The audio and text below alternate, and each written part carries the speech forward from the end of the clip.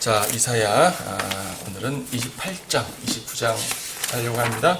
29장까지 다 할 수 있을지 모르겠는데, 이사야 28장과 29장은 연결된 장이에요. 어떻게 연결된 장이냐면 28장은 에프라임, 즉 북왕국에 대한 선포를 하고 있고, 29장은 남왕국, 유다에 대한 선포를 하고 있습니다. 둘 다 그들의 죄에 대해서 책망하고 있고요. 또 책망하는 가운데 그분의 백성을 향해서 베푸시는 주님의 자비와 사랑에 대해서도 언급을 하고 있습니다. 그들의 회복에 대해서도 언급을 하고 있는 거죠. 하지만 공통적으로 우리가 알 수 있는 것은 뭐냐면 우리가 보겠지만 이 두 장에서 공통적으로 보는 것은 이스라엘이나 유다나 모두 하나님의 말씀을 거절하려고 한다는 사실입니다. 그냥 거절하는 것도 아니고 이제 보겠지만요. 28장 14절에는 경멸하는 자들이라는 말이 있어요. 하나님의 말씀을 경멸합니다. 28장 22절에서는요. 하나님의 말씀을 조롱하기까지 합니다. 경멸하고 조롱하는 자. 그렇죠. 그래서 오늘 말씀의 제목, 오늘 성경 공부의 제목을 말씀을 거절하는 자들의 최후라고 제목을 붙여봤죠. 자, 봅니다. 이사야 28장 앞부분부터 교만의 면류관 에프라임의 술 취한 자들에게 화로다. 그의 영광스러운 아름다움은 시들어지는 꽃이요 그 면류관은 포도주로 만주된 자들의 기름짓는 골짜기의 머리 위에 있도다. 보라, 주는 능하고 강한 자를 가지셨나니 그는 우박이 쏟아지는 폭풍우와 멸망시키는 폭풍같이 거센 물들을 넘쳐 흐르는 홍수같이 그 손으로 땅에다 던지시리라. 교만의 면류관 에프라임의 술 취한 자들은 발밑에 밟힐 것이며 기름진 골짜기의 머리 위에 있는 영광스러운 아름다움은 여름이 되기 전에 성급한 과일같이 시들어지는 꽃이 되리니 그것을 쳐다보는 자가 볼 때 아직 그의 손에 있는 동안 먹어버리리로다. 그날에 만군의 주께서 그의 백성의 남은 자들에게 영광의 면류관과 아름다움의 화관이 되실 것이요 재판 가운데 앉은 자는 심판의 영이 되시며 싸움을 청문으로 돌이킨 자들에게는 힘이 되시리로다. 예. 교만에 취한 이스라엘의 모습입니다. 1절에서 교만의 면류관 그랬죠. 3절도 교만의 면류관 그랬어요. 지금 1절에서 보게 되면 이 에프라임이 뭐예요? 에프라임은 북왕국 이스라엘을 말하는 겁니다. 그러니까 에프라임 지파를 말할 때도 있고 북왕국 전체를 말할 때가 있다고 제가 종종 말씀드렸죠. 둘 다 적용되는데 여기서는 북왕국 이스라엘에게 말하는 거예요. 그들은 교만했습니다. 그들의 영광의 면류관 같은 존재라고 생각을 했던 거죠. 그 영광의 아름다움. 거기 나오죠. 1절에서 그의 영광스러운 아름다움. 이 영광스러운 아름다움과 그의 머리 위에 있는 면류관을 주님께서 땅에다 집어 던져서 밟히게 하신단 말입니다.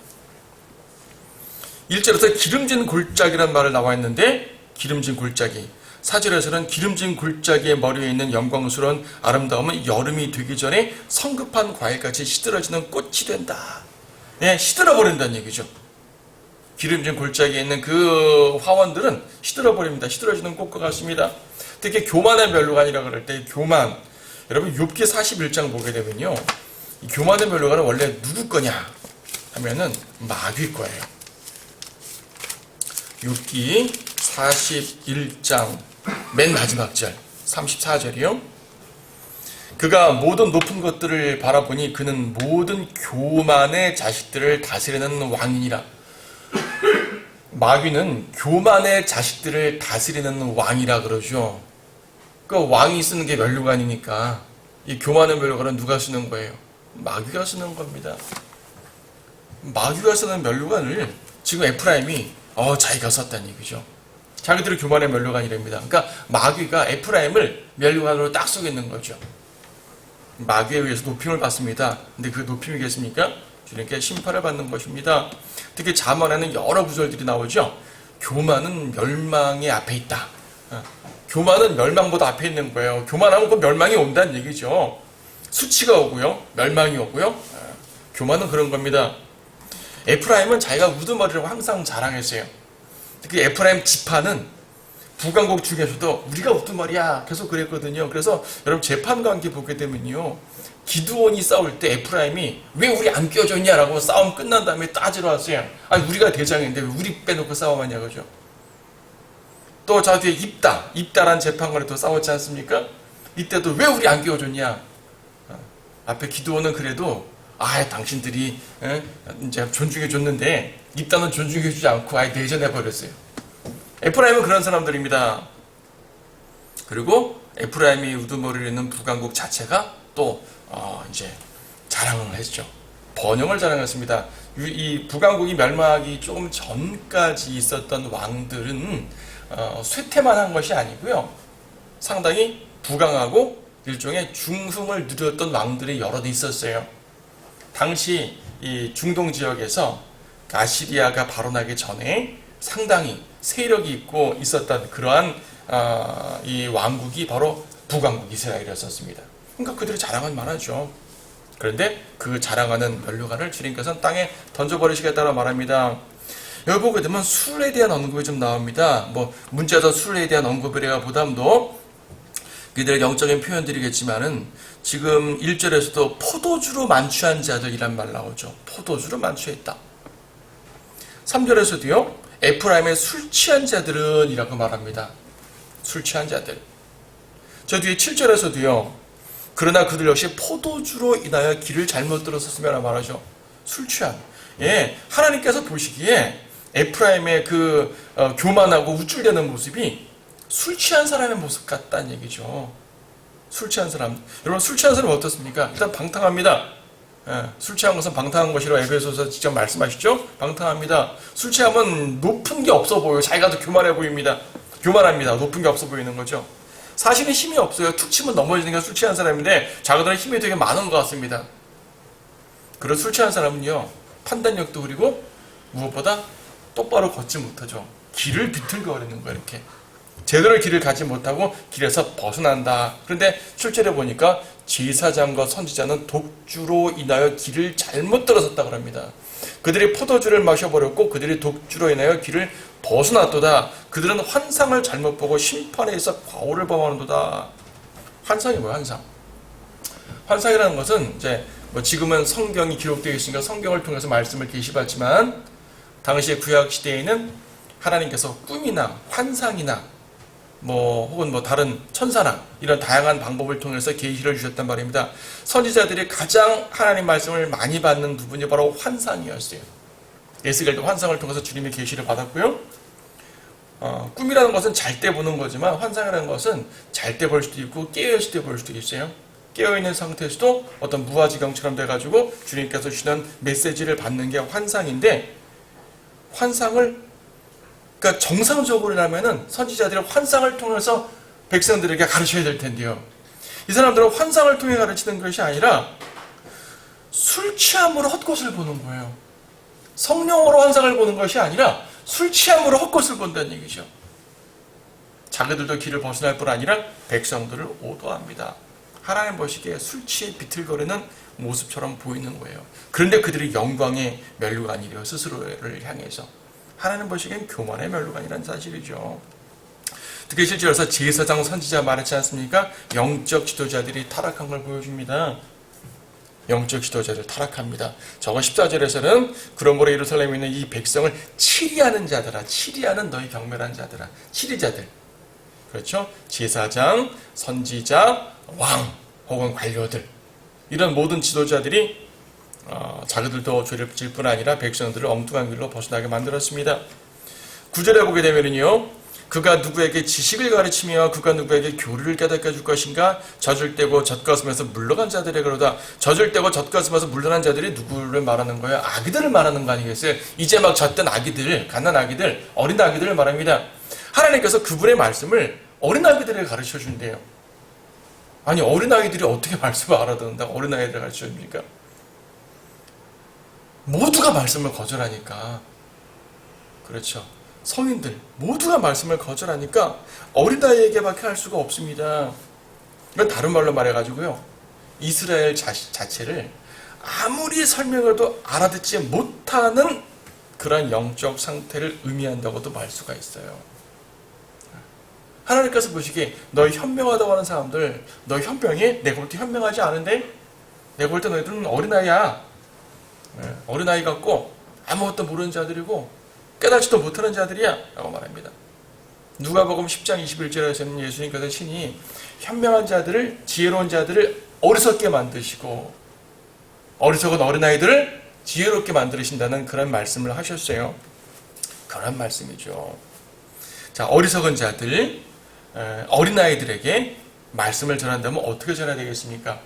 자, 성인반에서 말씀을 전하려면 교리를 좀 설명할 수도 있고 약간 학문적으로 설명을 할 수도 있고 좀 어렵게 설명할 수도 있잖아요. 그렇죠? 하지만 주일학교, 특히 유치원반에서, 유치부반에서 말씀을 설교한다면 어떻게 설명해야 되겠습니까? 이렇게 어려운 논리적인 말하는 거 아닙니다. 그냥 예수님께서 이렇게 하셨어요. 예수님이 죽으셨어요. 예수님이 우리를 용서하셨어요. 이런 단편적인 말들을 반복해서 아이들에게 자기들이 이해할 수 있는 말들을 주는 거잖아요. 그래서 지금 10절에서 말씀하십니다. 어린아이에게 말씀하시듯이 명령을 명령 위에 반복해야 하고 명령을 명령 위에 반복하며 줄을 줄 위에 반복하고 줄을 줄 위에 반복하여 여기서도 조금 저기서도 조금 하니 그렇게 할 수밖에 없어요. 하나님께서는 선지자들을 통해서 지금 명령을 반복한다 그랬는데요. 규례를 반복해서 전해준단 말이거든요. 선지자들이 계속 반복적으로 전합니다. 이사야부터 말라기까지 쭉 보세요. 어려운 말씀하시는 게 사실 아닙니다. 같은 말씀 계속하고 있습니다. 여러분들 이사야서를 쭉 공부하지만은 이 말씀 앞에서 어디서 본 것 같은데요? 이런 거 종종 있을 거예요. 당연히 앞에서 봤죠. 이사야 선지자는 같은 말씀을 여러 번 하십니다. 사도보면서 보세요. 예수님 말씀, 예수님 상에 보게 되면 비슷한 말씀 되게 많이 나옵니다. 왜 같은 말씀을 계속 반복하죠? 그들이 깨닫지 못하니까. 예레미야, 에스겔 모두 마찬가지입니다. 여기서도 조금 저기서도 조금 계속 반복해 말씀해 주시는 거예요. 심지어 그들이 너무 안 들으니까 11절에는 다른 언어로 말씀하신다고까지 합니다. 이방인에게도 말씀하시는 시대가 오죠. 여기서는 이 백성에게 다른 언어로 말씀한다 그래요. 하나님께서는 하나님의 말씀으로 하는데 그들의 언어로 말을 하는데 말씀하시는데 이 어리석은 백성이 볼 때는 다른 언어처럼 들리기도 해요. 하나님의 말씀을 받아들이지 않습니다. 11절 그가 그들에게 말씀하시기를 이것이 너희가 피곤한 자를 쉬게 하는 쉼이며 이것이 기운을 새롭게 하는 것이라. 하나님의 말씀은 기운을 새롭게 하는 거예요. 하나님의 말씀으로 기운을 새롭게 하지 못하면 그 이 세상 어떤 것으로도 새롭게 할 수가 없죠. 다른 것들로는 약간 새롭게 할지 모르지만 다시 공허해질 텐데 하나님의 말씀으로 채워진 성도들의 마음은 공허해지지 않죠. 그래서 주님 말씀하지 않습니까? 내가 주는 물은 영생에 이르게 하는 샘물이라고. 내가 주는 빵은 다시는 배고프지 않게 만든다고. 왜? 그분의 영적 양식은 우리를 채우시기 때문에. 물론 예수님을 믿으면 영원히 구원받는다는 말이지만 또 한편으로 그분의 말씀이 그렇게 우리를 채운다는 말씀이잖아요. 예, 이것이 말씀은요 우리의 기운을 새롭게 하는 것입니다. 그러나 하셨으나 12절 끝에 그들이 들으려 하지 아니하도다. 자, 그들이 들으려 하지 않기 때문에 그들을 어린아이 취급하셔서 여기서도 조금 반복하셔서 말씀하고 계시는데 그래도 들으려고 하지 않아요. 그럼 어떻게 되죠? 13절 같은 말 나옵니다. 그러나 주의 말씀이 그들 위에 임하시어 명령을 명령에 반복하고 명령을 명령에 반복하며 줄을 줄이에 반복하고 줄을 줄이에 반복하여 여기서도 조금 저기서도 조금 하였으니 10절과 13절에 같죠. 근데 10절은 뭐예요? 10절은 이렇게 가르치겠다 그 말이에요. 이렇게라도 해서 너희들 듣게 하겠다 그 말이에요. 근데 13절은 그렇게 듣지 않으니까 여기서 조금 저기서 조금 저라는 그 말씀이 너희에게 심판의 메시지가 된단 말이죠. 그들로 가서 뒤로 넘어져 부러지며 덫에 걸리고 붙잡히게 하려 하십니다. 심판의 메시지가 되어버립니다. 하나님의 말씀은 항상 양면성이 있습니다. 주님께서는 복음을 위해서 말씀을 주시는 거예요. 구원을 위해 말씀을 주시는 것이고 성장을 위해서 말씀을 주시는 것이고 우리에게 하여튼 복을 위해서 말씀을 주시는 것이지 저주를 위해 말씀을 주시는 경우는 없습니다. 그런데 그 말씀을 거절하는 자에게는 축복의 메시지가 저주의 메시지가 될 수가 있죠. 생명의 말씀이 멸망의 말씀이 될 수가 있습니다. 그래서 사도 바울도 신약에서 말했지 않습니까? 우리는 그리스도의 향기라고. 누구에게는 생명의 향기가 되겠지만 누구에게는 멸망의 향기, 죽음의 향기가 된다고, 사망의 향기가 된다고 말씀하고 있습니다. 그래서 14절에서 그러므로 예루살렘에 있는 이 백성을 치리하는 너희 경멸하는 자들이라고 말했잖아요. 아까 서두에 말씀드렸던 것처럼 경멸하는 자들. 하나님의 말씀을 경멸합니다. 큰일 나죠. 그러니까 이스라엘은 자신들을 현명하다고 높였습니다. 하지만 하나님 보시기에 아이란 말이에요. 그럼 아이라면 아이답게 겸손해야 되는데 그것도 하지 않고 교만합니다. 하나님의 말씀을 경멸해버렸죠. 멸망합니다. 자, 그런 자들에게 주님 어떻게 하시겠습니까? 말씀을 경멸하는 자들의 추호가 뭐냐면 15절부터 쭉 보게 될 때 너희가 말하기를 우리가 사망과 더불어 언약을 맺었고 우리가 지옥과 더불어 합의하였도다. 넘치는 재앙이 지나갈지라도 우리에게 임하지 못하리니 이는 우리가 거짓을 우리의 피난처로 삼았고 허위 아래 우리가 우리 자신을 숨겼음이라 하였도다. 이게 무슨 말이에요? 거짓, 사망과 언약을 맺어요? 지옥과 합의, 지옥과 계약을 해요? 거짓을 피난처로 삼습니다. 세상에 그런 사람이 어디 있습니까? 이스라엘이 그랬다고 말합니다. 17절 보세요. 18절. 사망과 더불어 맺은 너희의 언약이 무효화되며 지옥과 한 너희의 합의가 서지 못하리니 넘치는 재앙이 지나가면 너희가 그것에 짓밟힘을 당하리라. 아니, 어떤 사람이 의도적으로 사망과 계약을 하는 사람은 없을 것입니다. 이스라엘이 의도적으로 마귀와 계약을 하겠어요? 마귀인지 모르고 계약을 하는 거죠. 그렇죠? 여기서 사망과 지옥과 더불어 합의했단 말은 결과적으로 그랬단 말입니다. 이들은 분명히 어떤 강력한 피난처에 자기들을 의탁했어요. 역사적으로 말하면요, 아시리아나 이집트 같은 강대국들에 자기들을 의탁해서 우리를 도와주시오라고 그렇게 말했단 말입니다. 하지만 아시리아나 이집트는 그들에게 사망이며 지옥이었어요. 거짓 피난처였단 말이죠. 왜? 결과적으로 이스라엘은 아시리아한테 멸망을 당하잖아요. 그렇죠.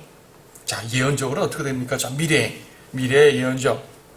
교리적으로는요, 대환란 때에 적그리스도와 언약을 맺는 이스라엘의 모습을 보여줍니다. 여러분, 다니엘 9장에서 아시잖아요? 한번 볼까요? 다니엘 9장에서.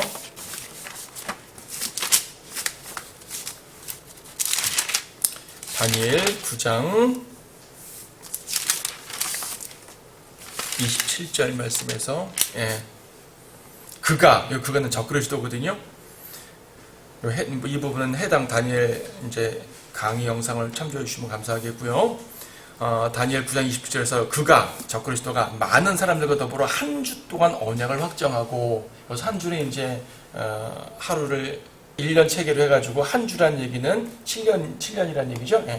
한 주 동안 언약을 확정하고 그 주의 중간에 그가 희생제와 예물을 금지시킬 것이라고 말합니다. 대환란 때 우리 성도들이 휴가되면 7년 대환란이 펼쳐질 텐데, 그때 초반부 전 3년 반 동안은 유대인이 적그리스도와 좋은 관계가 맺혀진다는 얘기입니다. 적그리스도는 유대인들에게 오케이 평화조약 맺어주고요. 그리고 그들에게 이제 희생제도 드릴 수 있도록 성전도 만들어주고 예물도 드리도록 하고, 유대인들은 드디어 우리가 바라고 바라던 성전도 짓고 예배도 드린다고 얼마나 좋아하겠어요. 적그리스도와 합의를 맺은 겁니다. 그런데 그 주의 중간에 그는 금지시키고 오히려 유대인들을 극심하게 괴롭히겠죠. 그렇죠. 그 모습입니다. 그래서 다니엘 9장 27절 뒷부분에 그는 가증함을 확산시킴으로 황폐케 하리니 진멸할 때까지 할 것이며 정해진 것이 황폐케 한 자에게 쏟아지리라. 합의가 무효화됩니다. 지금 18절에서 무효화된다 그랬지 않습니까? 사망과 더불어 맺은 너희 언약에 무효화되며, 사망은 그들을 집어삼킬 뿐이고요, 지옥은 그들을 집어삼킬 뿐입니다. 적그리스도한테 피하는 것은 절대 안전하지 않습니다. 그래서 이 문맥 가운데서 두 종류의 피난처가 나옵니다. 우리가 지금 읽었던 15절은요 거짓 피난처를 말해요. 거짓 피난처. 하지만 16절은 참된 피난처가 나옵니다. 16절 뭡니까? 그러므로 주 하나님이 같이 말하노라. 보라, 내가 시온에 한 돌을 기초로 두었나니. 돌, 반석. 그렇죠? 누굽니까? 예수 그리스도죠? 시험받은 돌이요 귀한 모퉁이 돌이며 단단한 기초라. 믿는 자는 다급하게 되지 아니하리라. 시험받은 돌.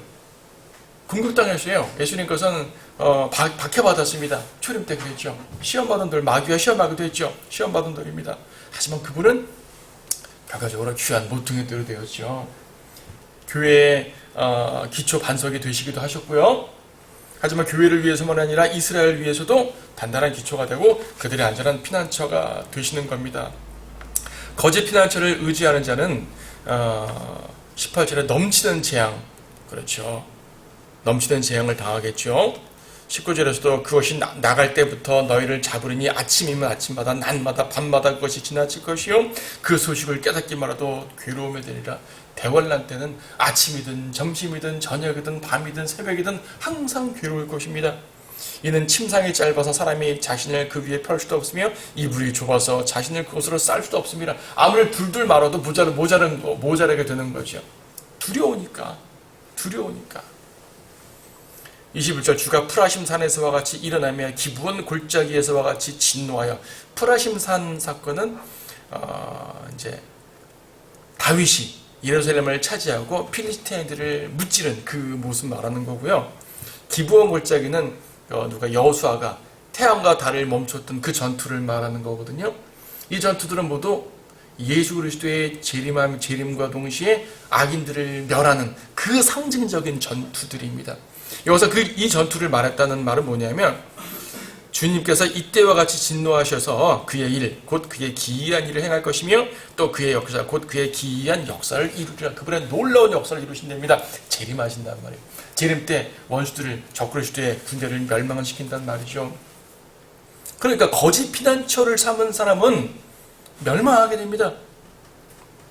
이것이 바로 하나님의 말씀을 경멸하고 조롱하는 자들의 죄죠. 여러분, 조롱이 뭐예요? 무시하고 깔보는 거죠. 없이 여기는 겁니다. 특히 하나님의 말씀을 전하는 자를 조롱하게 되면 막 조롱합니다. 근데요, 이사야 모습을 한번 기억해 보세요. 모든 선지자가 그랬지만 이사야가 전할 때 사람들이 조롱하고 무슨 그런 말씀이 있냐고, 하나님 말씀 그렇지 않을 거라고 하면서 조롱하고 비웃고 그 비웃음을 받으면서 전파했습니다. 이사야, 예레미야, 모든 선지자들이 바로 그랬었어요. 그런데 그렇게 조롱하는 자들의 패망.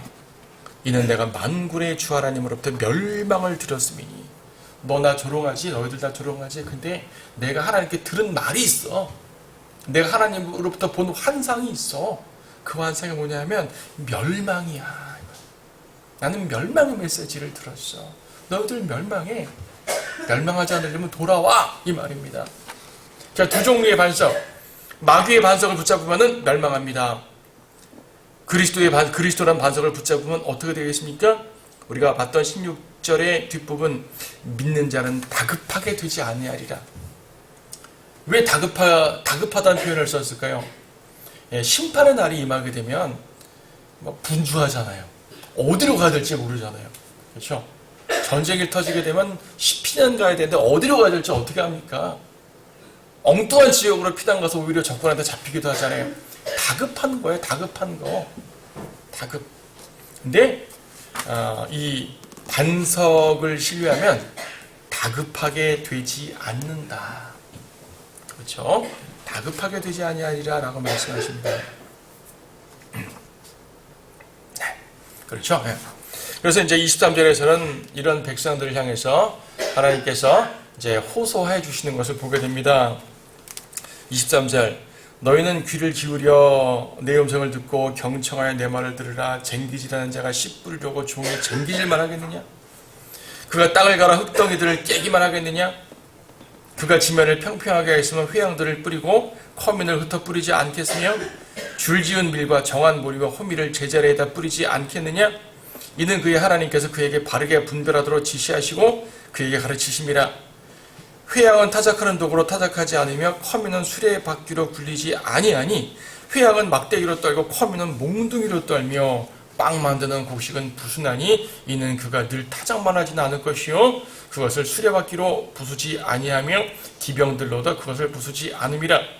이것은 또한 만군의 주께로부터 오나니 그의 계획은 경이롭고 그의 역사하심은 탁월하시도다. 이게 무슨 말인가 하며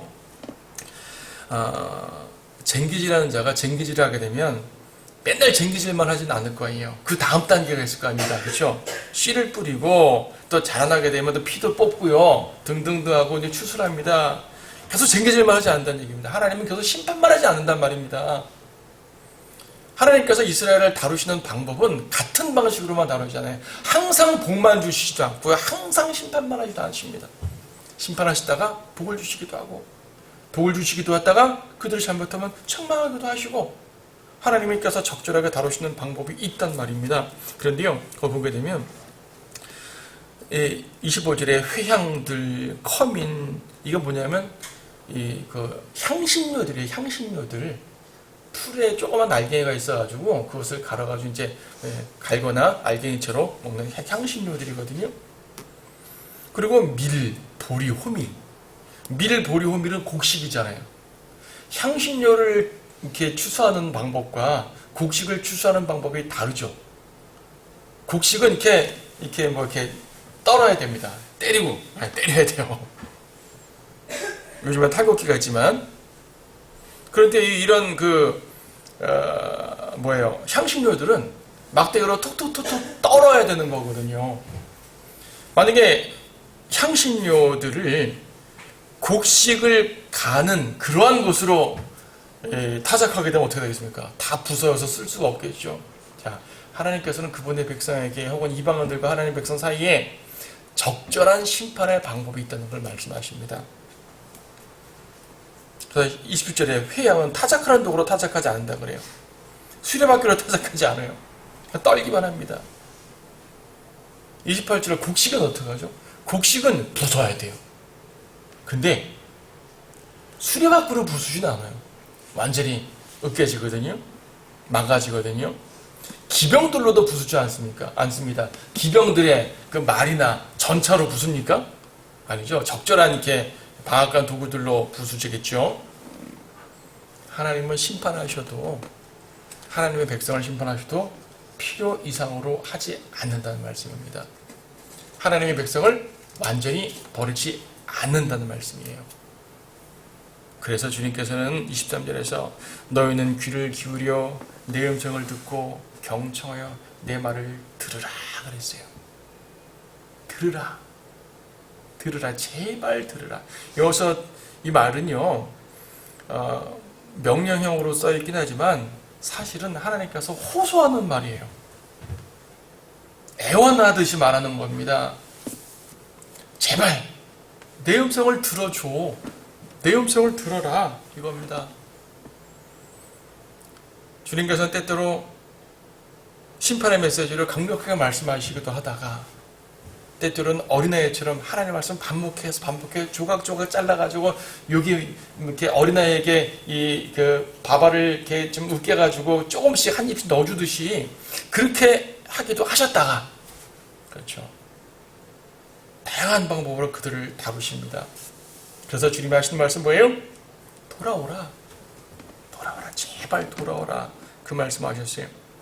이 말씀은 지금 오늘 우리에게 하시는 말씀이기도 합니다. 우리는 하나님의 말씀 가운데서 반드시 그런 것들을 배워야 돼요. 시간이 애매해서 28장으로 끝내려고 하는데요. 하여튼 이 말씀이 여러분 안에 살아 숨쉬게 역사가 되었으면 좋겠습니다. 다만 우리가 위안이 되는 것은 하나님께서는 성도들을 책망하고 성도들을 다룰 때 이방인처럼 다루지는 않는다는 얘기예요. 때때로 심하게 다룬다 하더라도 수레바퀴나 기병들로 완전히 부숴버리듯이 타작하지는 않는다라고 말씀하십니다. 하나님의 심판에 들어간다 하더라도 성도들이 받는 징계는 세상과 다르게 되겠죠. 그러면 우리는 하나님의 말씀이 심판의 메시지가 될지 우리가 소망의 메시지가 될지 그건 우리의 자세에 따라 달라질 수밖에 없죠. 오늘 이 말씀이 여러분 안에서 온전하게 역사가 됐으면 좋겠고요. 무엇보다 교만의 면류관, 절대로 그런 모습 되진 않겠죠. 겸손하고 온유한 것이 주님이 바라는 모습입니다. 교만하지 말고 다른 모든 것보다 하나님 말씀 앞에 정말 겸손해지셨으면 좋겠어요. 다들 그렇게 하시겠지만 그런 모습으로 주님과 다가가는 여러분이 되기를 바랍니다.